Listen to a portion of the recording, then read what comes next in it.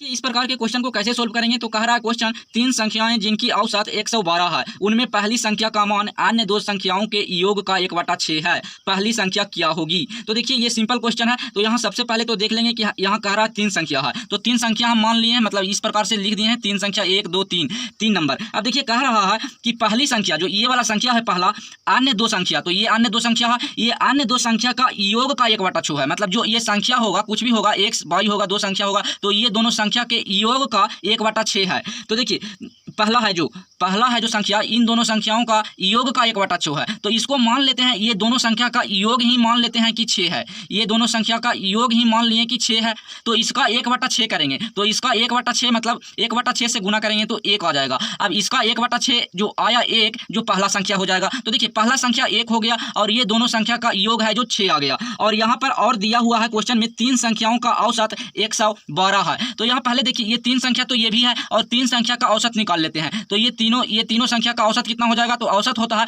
Total संख्या का योग। तो देखिए दो संख्या का योग 6 है और एक संख्या ये है, तो टोटल जोड़ेंगे तो कितना आ जाएगा, 7 आ जाएगा संख्या का योग। और बटा में लिखाता है टोटल नंबर, मतलब कितना संख्या है, तो 1 2 3 तीन संख्या है, तो 3 से डिवाइड कर देंगे। अब ये देखिए तीन संख्या का औसत इतना आ गया, ये तीन संख्या का औसत आ गया और क्वेश्चन में दिया हुआ है तीन संख्या का औसत है जो 112 है। तो दोनों को इक्वल कर देंगे, क्योंकि इधर से करिए चाहे उधर से, तो दोनों का है जो ये है जो दोनों को मान को इक्वल कर देंगे। अब इक्वल कर दिए हैं और यहाँ कह रहा पहली संख्या क्या है, मतलब पहला संख्या क्या है 1 है, तो अनुपात में वैल्यू हमको 1 का निकालना पड़ेगा। इतना का वैल्यू हमको पता हो गया तो 1 का वैल्यू निकालना। तो देखिए इतना का वैल्यू पता है, 7/3 का वैल्यू 112 है, तो इसको 1 बनाना है। 7/3 को 1 बनाने के लिए यहाँ 3/7 से गुना कर देंगे।